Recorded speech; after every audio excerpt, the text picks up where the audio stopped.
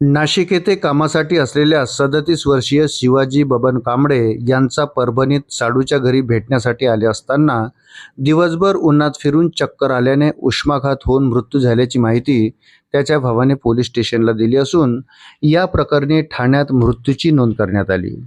मूळचे परभणीचे असलेले मयत शिवाजी बबन कांबळे हे नाशिक येथील पिंगळेमाळा येथे सध्या वास्तव्यास आहे। 23 एप्रिल रोजी ते त्यांचे बंधू महादेव बबन कांबळे यांच्याकडे आले होते। 24 एप्रिलला सकाळी ते आपल्या कुटुंबासह त्यांचे साडू यांना भेटण्यासाठी परभणीत आले होते। दिवसभर फिरल्यानंतर त्यांना चक्कर आली आणि ते एका खड्ड्यात पडलेल्या अवस्थेत सापडले।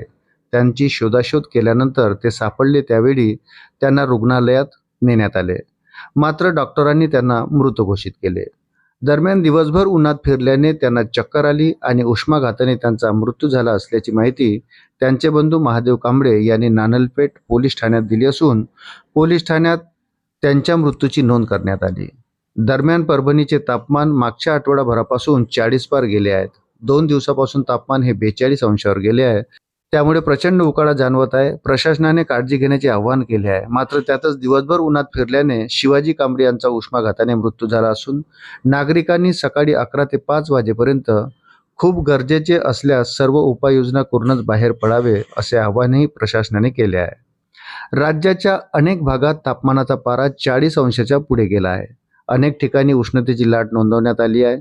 या वाढत्या तापमानाच्या पार्श्वभूमीवर नागरिकांनी योग्य ती काळजी घ्यावी असं आवाहन प्रशासनाकडून करण्यात आलं आहे। शहरात वाढत्या तापमानाची आणि उष्णतेच्या लाटेची शक्यता लक्षात घेता स्वतःच्या आणि कुटुंबाच्या आरोग्याची काळजी घेणे महत्त्वाचे आहे।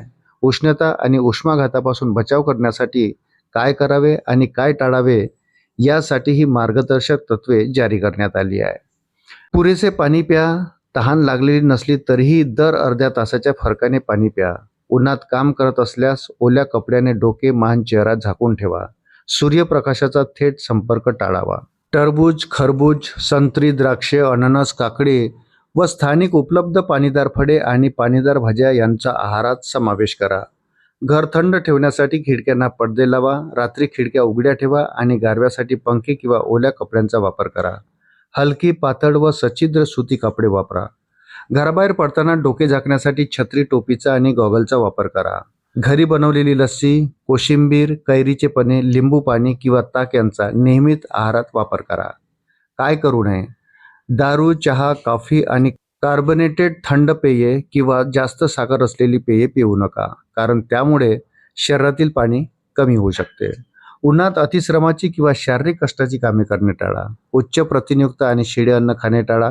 दुपारी 12 ते 3च्या दरम्यान घराबाहेर पडू नका। छतावर जाऊ नका किंवा वरच्या मजल्यावर थांबणे टाळा। गडद रंगाचे घट्ट किंवा जाड कपडे घालणे टाळावे। बाहेर जाताना अनवाणी जाऊ नका। नेहमी शूज किंवा चप्पल वापरा। उन्हाच्या कालावधीत बंद ठिकाणी स्वयंपाक करणे टाळावे।